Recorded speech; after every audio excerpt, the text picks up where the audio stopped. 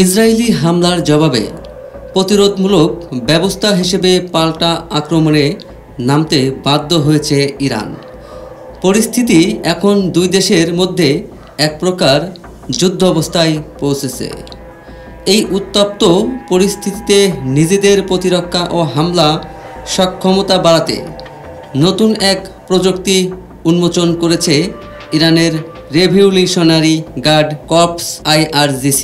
তারা আত্মঘাতী ড্রোন শাহেদ 107 উন্মোচন করেছে।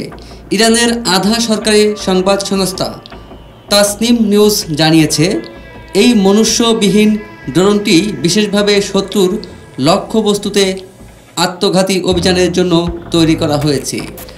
ড্রোনটির অন্যতম বৈশিষ্ট্য হলো এটি পিস্টন ইঞ্জিন ছাড়া চালিত এবং প্রায় 1500 কিলোমিটারের বেশি দূরত্বে উড়তে সক্ষম। এর মানে ইরান নিজ ভূখণ্ড থেকেই এই ড্রোন পাঠিয়ে ইসরায়েলের অভ্যন্তরীণ লক্ষ্যবস্তুতে আঘাত হানতে পারে, যেখানে কোনো ইরানি সেনারা সরাসরি উপস্থিতির প্রয়োজন হবে না। সম্প্রতি প্রকাশিত একাধিক ছবিতে দেখা গেছে শাহেদ 107 এর মতো দেখতে একটি ড্রোন ইসরায়েল নিয়ন্ত্রিত অঞ্চলের আকাশসীমায় প্রবেশ করে দেশটির আধুনিক অ্যারো-3 বিমান প্রতিরক্ষা ব্যবস্থা লক্ষ্য করছে।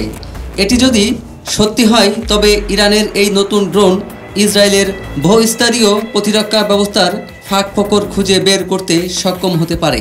বিশ্লেষকদের মতে শাহেদ 107 যুদ্ধক্ষেত্রে এক নতুন মোড় আনতে পারে, বিশেষ করে যদি এটি ইসরায়েলের আকাশ প্রতিরক্ষা পেরিয়ে মূল লক্ষ্যবস্তুতে আঘাত হানতে পারে।